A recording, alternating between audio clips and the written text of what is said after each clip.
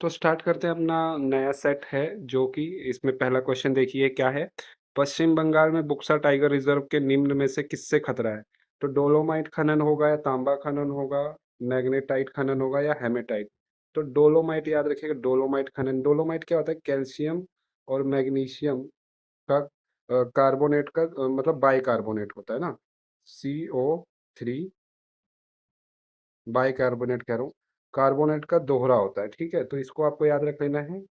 Magnesium कितना होगा? 54 होगा, बाकी 54% अब 46 क्या होगा आपका? कैल्शियम होगा।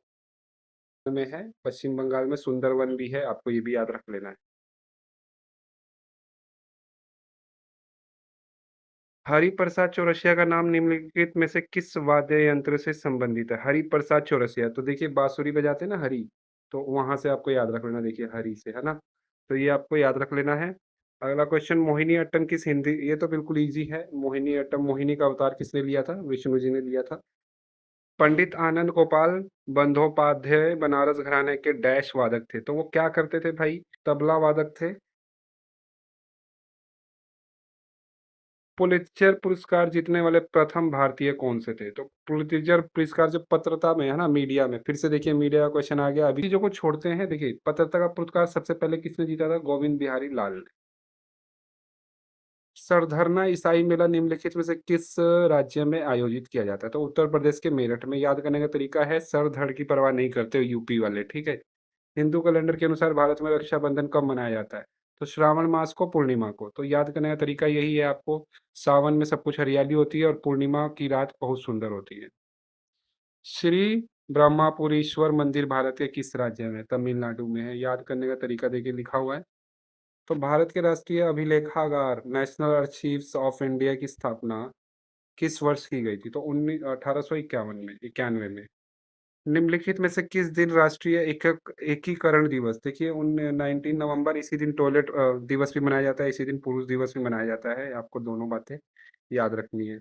माउंट मैकालू पर सफलतापूर्वक चढ़ने वाली पहली भारतीय महिला कौन है? तो माउंट मैकालू पर प्रियंका मोहित है। याद करने की ठीक लगेगा, मैकालू पर प्रियंका मोहित होना पड़ा। ठीक है, कुछ ऐसा है। और यह फैक्ट फैक्ट देखिए कि 8,000 से मीटर जो भी पर्वत हैं, 5 पहाड़ पर चढ़ने वाली ये क्या है? पहली महिला है। तो याद रखिएगा ये भी।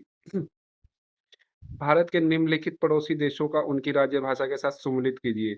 श्रीलंका, सिंहली, भूटान, जोखगा, म्यांमार, वर्मी। तो ये सब तो एकदम सीधे है ना, श्रीलंका में सिंहली बोला था, भूटान में जोखगा, म्यांमार में, तो ये तो बिल्कुल सीधे सीधे है, तो ये थोड़ा सा मिसप्रिंट हो सकता है, ये ABC।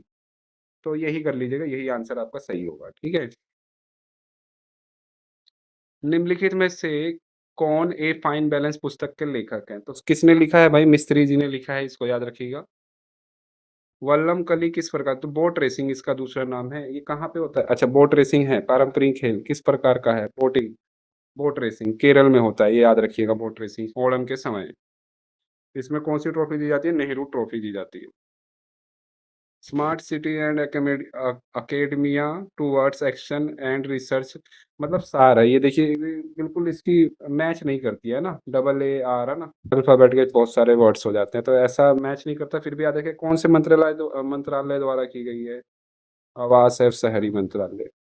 भारत में संविधान दिवस कब मनाया जाता है? तो 26 नवंबर को। ये भी क्वेश्चन आपको पता चल गया है, बता चुका हूँ मैं पहले।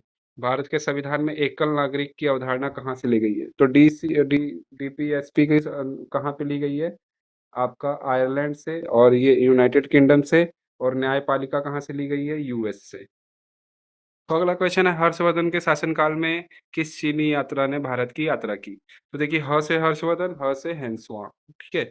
हैंसवांग को यात्रियों का राजकुमार भी बोला जाता है, और उसकी बुक का नाम सियुकी है। किस स्वतंत्रता सेनानी को भारत का विस्मार्क भी कहा जाता है? तो सरदार वल्लभ भाई पटेल को। सौरा परमाणु ऊर्जा संयंत्र केंद्र कहाँ पे है? तो याद रखिएगा, उत्तर प्रदेश में।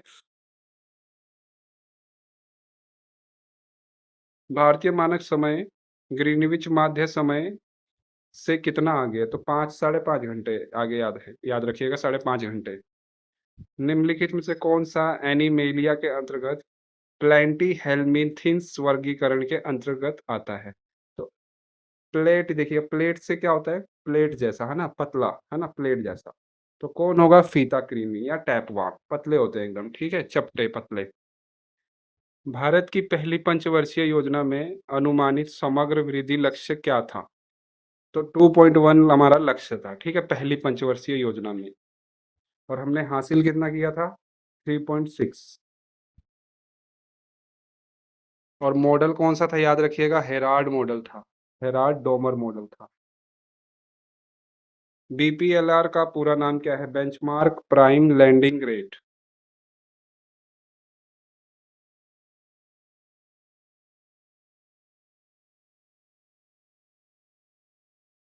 एक परमाणु के न्यूक्लियस में मौजूद मौलिक कण कौन-कौन से होते हैं? तो आपको याद रखना है तो आपको याद रखना है जैसे ये कोई एटम होता है, उसमें एक न्यूक्लियस होता है, न्यूक्लियस के अंदर न्यूट्रॉन प्लस प्रोटॉन होता है, एनपी, ठीक है? तो न्यूट्रॉन प्लस प्रोटॉन कहाँ पे है? ये आपका आंसर रहेगा।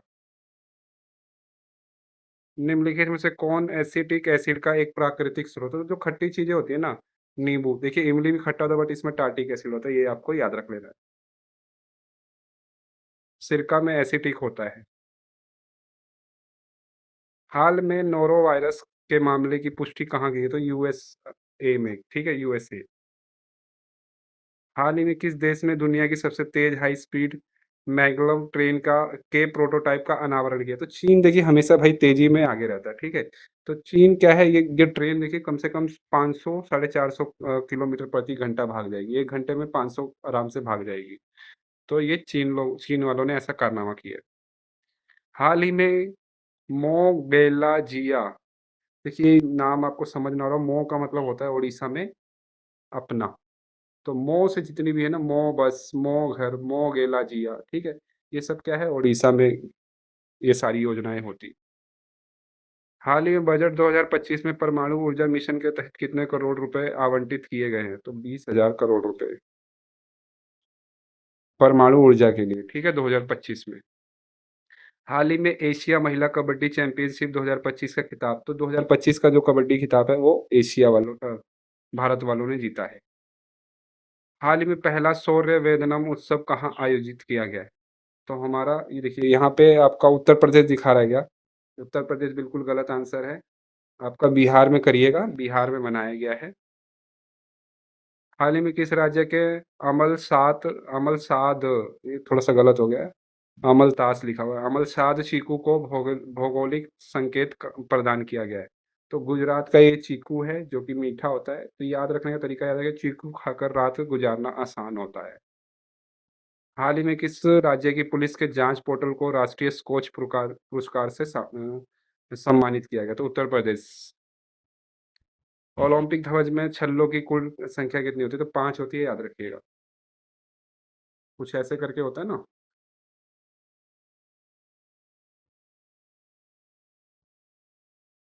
ठीक है, तो 5 होते हैं, ठीक। एक दिवसीय क्रिकेट मैच में एक गेंदबाज अधिकतम कितने ओवर फेंक सकता है? तो 10। और आईपीएल में टी20 में 4। निम्नलिखित में से किस देश ने 3 बार एशियाई खेलों की मेजबानी की थी? तो 3 बार एशियाई खेलों की मेजबानी किसने की है? तो आपको याद रखना है दक्षिण कोरिया, इसने 3 बार करी है। कोई 4 बार भी करने वाला है? मुझे बताइए क्या किसी ने 4 बार भी करी है क्या? तो अगला क्वेश्चन हमारा गद्यांश वाला आ गया है। गद्यांश में मैंने मैंने देखिए जो मुश्किल वर्ड है थोड़ा-सा आपको ईज़ी रखने के लिए मैंने उसको सिनोनिम्स उसका ऐड कर दिया है। तो राष्ट्र के सर्वांगीण का मतलब चारों तरफ से। विकास के लिए चरित्र निर्माण परम आवश्यक है। चरित्र मतलब नैतिक आचरण, ठीक है? अच्छे आचरण। जिस प्रकार वर्तमान में भौतिक निर्माण, भौतिक का मतलब फिजिकल जो निर्माण हो रहा है, जैसे सड़क, मकान बन रहे हैं, का कार्य तीव्र गति के साथ संपन्न हो रहा है, मतलब तेजी से संपन्न हो रहा है जिस गति के साथ। वैसे ही वर्तमान की सबसे बड़ी आवश्यकता यह है कि देशवासियों के चरित्र निर्माण के लिए भी प्रयत्न किया जाए। मतलब आज के देखिए, आज का कोई सेंस ही नहीं बन रहा है एकदम। जो हमारे युवा हैं, वो एकदम भटक चुके हैं। कोई किसी को क्या है, ईद के दिन बुला के क्या है, चाकू मार दे रहा है किसी को, तो कोई किसी को क्या है, धक्का दे दे रहा है किसी बिल्डिंग से, कुछ ऐसा ही हो रहा है, ठीक है? कोई जाके गाड़ी चला रहा है खूब तेज़ी से, ठीक है? और कोई किसी को कहीं खड़े होके किसी के ऊपर कमेंट कर दे रहा है। तो एकदम चरित्र की जो चीज़ है वो गायब हो चुकी है, ठीक है? तो वही कह रहा है कि सबसे बड़ी आज देश की, हमारे देश में ना सबसे बड़ी आवश्यकता यही है कि चरित्र निर्माण बहुत ज़रूरी है, ठीक है? तो उत्तम चरित्रवान व्यक्ति ही राष्ट्र की सर्वोच्च संपदा है। तो मतलब हमारे जो नेशनल है, जो हमारा देश है, उसका सबसे जो अनमोल खजाना है, वो क्या है? एक ऐसा व्यक्ति जिसका चरित्र क्या है? अच्छा हो, ठीक है? चरित्रवान व्यक्ति, ठीक है? तो जनतंत्र के लिए यह एक महान कल्याणकारी योजना है, ठीक है? अगर हम बच्चों पर, बालकों पर अगर चरित्र उनका मतलब सुधारने में अगर थोड़ा-सा जोर डालें, तो कुछ हो जाएगा, ठीक है? बहुत ये ज़रूरी टॉपिक है, ठीक है? तो जन कल्याणकारी के लिए यह एक बहुत अच्छी योजना है, ठीक है? जन समाज में राष्ट्र, संस्कृति, समाज एवं परिवार के प्रति हमारा क्या कर्तव्य है, इसका पूर्ण बोध कराना एवं राष्ट्र में व्याप्त समग्र भ्रष्टाचार के प्रति निषेधात्मक निषेधात्मक मतलब उल्टा, ठीक है? विरोधी वातावरण का निर्माण करना ही चरित्र निर्माण का प्रथम सोपान है या फिर पहली सीढ़ी है। देखिए, चरित्र निर्माण में सबसे पहला क्या है? हम ऐसा उसको मतलब इसका एम क्या है पहला? कि राष्ट्र का क्या है? राष्ट्र समाज में राष्ट्र, संस्कृति और समाज एवं परिवार के प्रति हमारा कर्तव्य क्या है? इसका बोध हो, ठीक है? और भ्रष्टाचार क्या हो? भ्रष्टाचार को वो लोग खत्म करें, मतलब उस भ्रष्टाचार को सपोर्ट ना करें। यही चरित्र अगर उसका चरित्र निर्माण कर देंगे तो यही उसकी पहली सीढ़ी होगी चरित्र की, ठीक है? चरित्र निर्माण की। पाश्चात्य मतलब पश्चिमी की बात हो रही है। पश्चिमी शिक्षा और संस्कृति के प्रभाव से आज हम क्या पढ़ रहे हैं? इंग्लिश पढ़ रहे हैं खूब, है ना? इंग्लिश में हमारा खूब वो है, इंग्लिश मीडियम में जा रहे हैं, तो वो कहाँ की शिक्षा है? पश्चिमी लोगों की, ठीक है? तो इसका प्रभाव क्या पड़ रहा है? हमारे मस्तिष्क में भारतीय के प्रति हीन भावना उत्पन्न हो गई है, ठीक है? चरित्र निर्माण जो कि बाल्यावस्था से ही, जो बचपन से ही हमारे पहले ऋषि कुल में, गुरुकुल में, आचार्य कुल में, है ना? शिक्षा के द्वारा प्राचीन समय से ही किया जाता था। आज की लॉर्ड मैकाले की शिक्षा पद्धति से संचालित स्कूलों एवं कॉलेजों के लिए एक हास्यपदक, एक मजाक का विषय हो चुका है, ठीक है? आज अगर हम ऋषि कुल, गुरुकुल या आचार्य कुल की शिक्षा को हम अगर ग्रहण करते हैं, तो आज हम उस चीज़ को स्वीकार ही नहीं करते। सभी बच्चे क्या है? हमारे ऊपर हँसने लगेंगे, ठीक है? कुछ लोग तो इंग्लिश वाले ऐसे फैन हैं कि वो हिंदी के वर्ड से भी नफ़रत करते हैं। तो अगला देखिए विषय बन चुका है, एक हँसने का विषय बन चुका है, ठीक है ये सब ऋषिकुल, गुरुकुल। आज यदि कोई पुरातन संस्कारी विद्यार्थी संध्या वंदन या सिख सूत्र मतलब चोटी और जनेऊ रख कर भारतीय संस्कृतिमय जीवन बिताता है, तो अन्य लोग तो अन्य छात्र उसे बुद्ध या फिर अप्रगतिशील का मतलब पिछड़ा कहकर उसका मजाक उड़ाते हैं। आज हम अपने भारतीय आदर्शों का परित्याग करके पश्चिम के अंधानुकरण बिना सोचे समझे मतलब अंधानुकरण का मतलब बिना सोचे समझे नकल को ही प्रगति मान चुके हैं, ठीक है? जैसे-जैसे अंग्रेज चल रहे हैं, जैसे-जैसे विदेशी लोग चल रहे हैं, वैसे ही हम उनकी कॉपी कर रहे हैं और उसी को हम क्या है, अपना विकास मान रहे हैं, ठीक है? इस घातक, नुकसानदेह परिणाम को चरित्र दोष के रूप में आज देश में सर्वत्र दृष्टिगोचर का मतलब दिखाई देना हो रहा है, ठीक है? तो ये आपको गद्यांश समझ आ गया। चलते हैं अपने क्वेश्चन आंसर पर कि क्वेश्चन कैसे। तो अगला क्वेश्चन हम आ चुके हैं, गद्यांश वाले खत्म हो चुके हैं हमारे। निम्न में से कौन सा शब्द बाण का पर्यायवाची नहीं है? याद रखिएगा, सिलीमुखी है, आशुग है, इशु है, अमीय देखिए सुधा का होता है, पीयूष का होता है, अमृत का होता है। अमीय, अमृत जो जीवन देता है, बाण जो जान लेता है। ये तो याद करने की तरकीब है, ठीक है? अच्छा, सिलीमुख के 2 शब्द होते हैं, क्या आपको पता है? एक का नाम बाण होता है, एक का भौरा भी होता है। तो भौरा भी आ जाएगा तो उसको भी सिलीमुख कहते हैं। हिंदी का पहला पत्र उदंत मार्तंड कैसा पत्र था? उदंत मार्तंड। क्या साप्ताहिक था क्या? क्या साप्ताहिक था? साप्ताहिक कहाँ पे है? यहाँ पे। हर मंगलवार को ये प्रिंट होता था, ठीक है? तो याद रखिएगा, याद करना, हफ्ते में 1 बार आने वाले को साप्ताहिक ज्ञान का सूरज, ये तो याद करने का तरीका है। तो उत्तंड मार्ता का देखिए मतलब क्या है? उगता सूरज है। 30 मई 1826 को शुरू किया गया था, ये भी याद रखिएगा। इसी दिन को क्या है? 30 मई को ही पत्रकारिता दिवस बोला जाता है।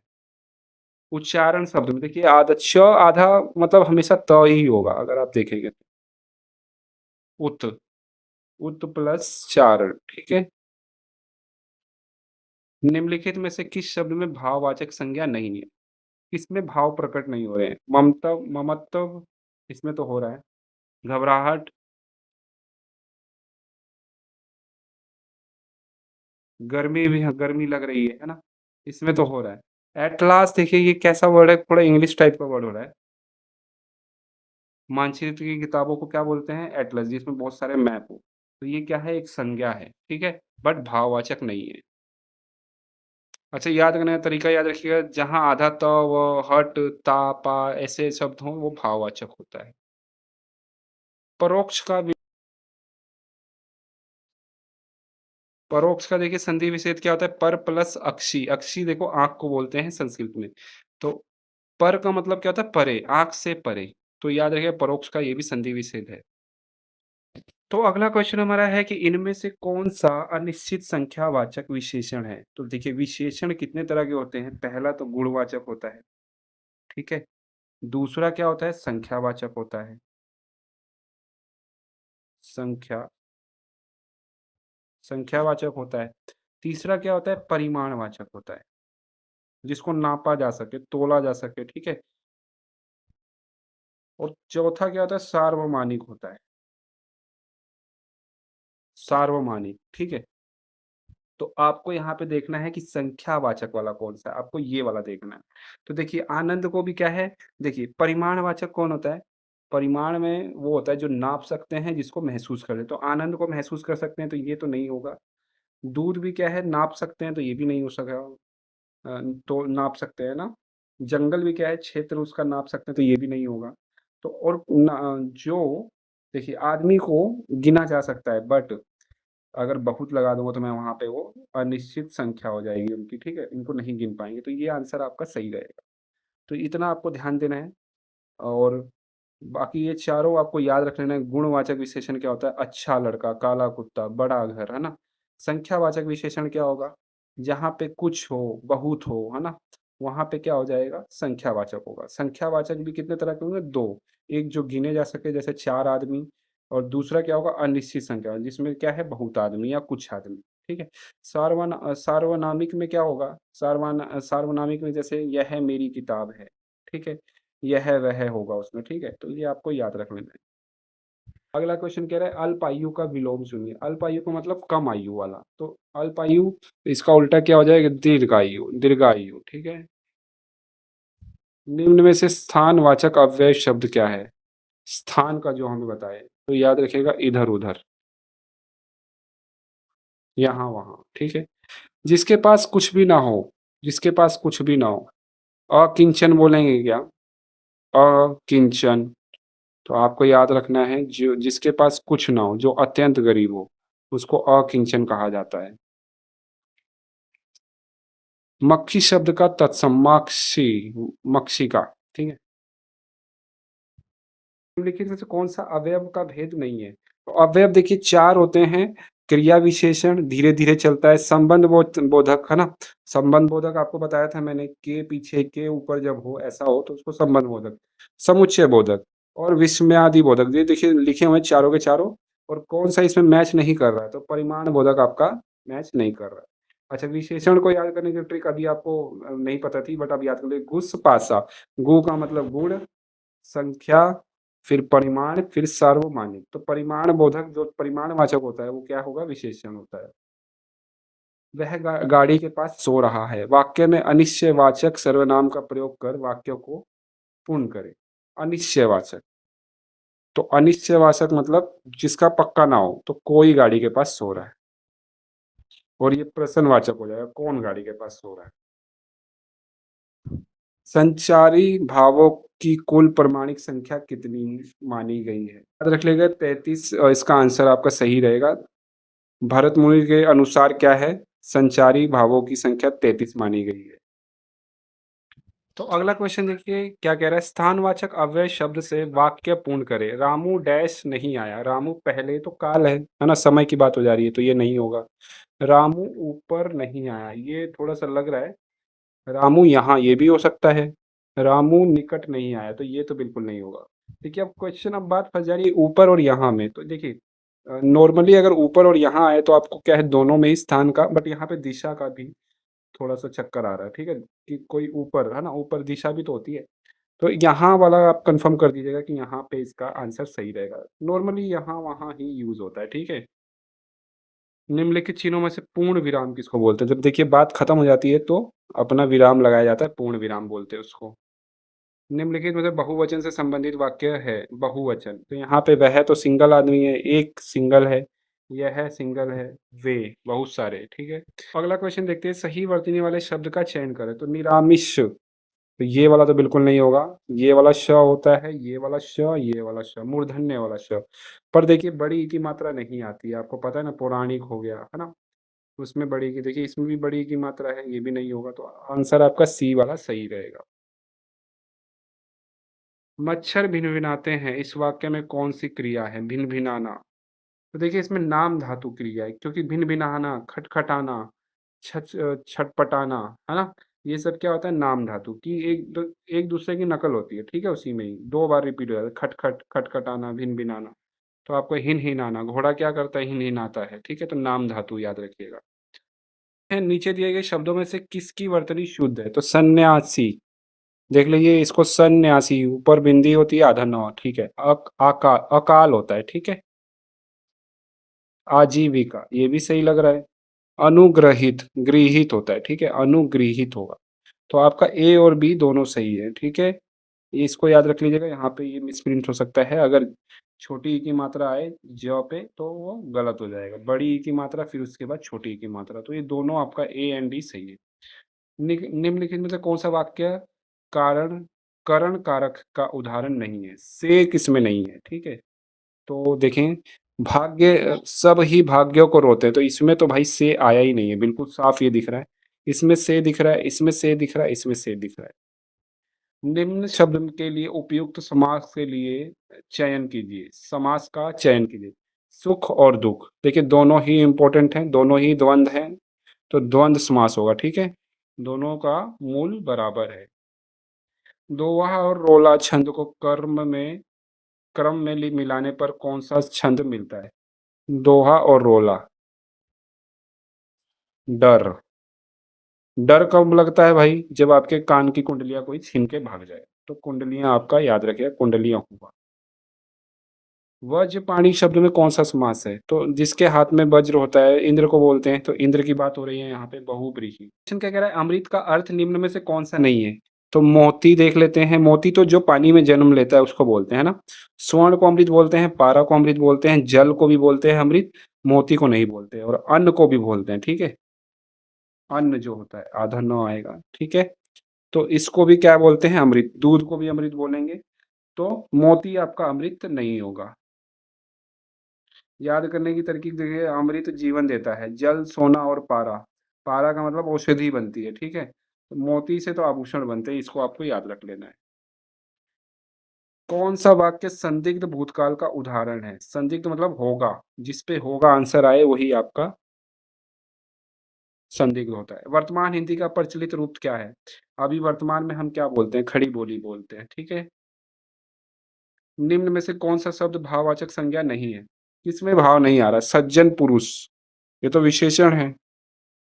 तो सज्जन क्या है? सज्जन पुरुष बोलते हैं ना, तो पुरुष क्या है? संज्ञा है, उसकी विशेषता बताता है सज्जन।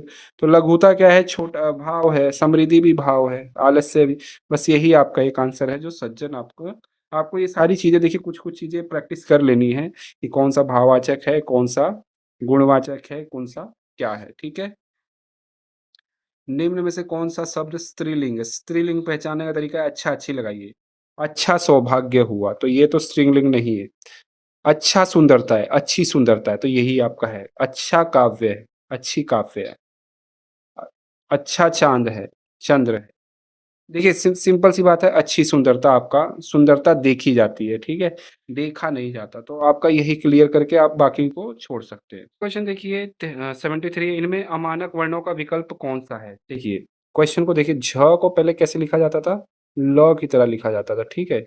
तो अभी तो सही लिखा गया है, और को पहले कैसे लिखा जाता है? ऐसे लिखा जाता था। तो ये तो दोनों ऐसे कैसे, ये तो सही है, ये अमानक नहीं है। देखिए, म भ को कैसे लिखा है? ये भ है, सॉरी, ये थोड़ा-सा भ है, याद रखिएगा। और इसको ये थोड़ा ऑप्शन देखिएगा, पहले भ को कैसे लिखा जाता था? आधा भ और फिर फ, तो ये ऐसे ही लिखा हुआ है। तो पहले भ अभी हम ऐसे लिखते हैं, बट अभी आपकी बुक में ऐसे दिया गया है कि पहले ऐसे लिखते थे, तो यही क्या है, अमानक है। देखिए अ भी सही है, र, य भी सही है, तो कौन आपका गलत है?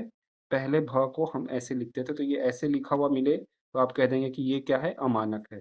अगर ऐसे लिखा हुआ मिलता तो ये भी आप कहते कि अमानक है, ठीक है? तो ये बातें आपको थोड़ा याद रखनी है। अम्बुज, अम्बुज शब्द में सही भेद मिले। ज का मतलब जल होता है, द का मतलब बादल होता है। तो याद रखिएगा, बादल ये वाला नहीं होगा। ये देखिए, बादल और जो जल में जमा हो, कमल। ठीक है, तो यही आपका आंसर सही है, बाकी तो ये सब गलत है। उज्ज्वल में प्रयुक्त संधि कौन सी है? तो संधि पूछ रहा है, आधा ज आधा ज होता है उज्ज्वल में, आपको याद है? तो कहीं आधा च हो या फिर ज हो, तो उसका आंसर आपको याद रखना है, वो त ही होता है आधा, ठीक है? तो त पे हलंत लगा के प्लस में ज्वल, ठीक है? ये आपको याद रखना है। इसमें कौन सा है, त का ज आधा त हो जा रहा है, तो आपको याद रखना है इसमें कौन सी संधि है, का व्यंजन की संधि है, ठीक है? त क्या है, ज क्या है, ये दोनों व्यंजन है, तो व्यंजन की संधि आपका आंसर सही रहेगा।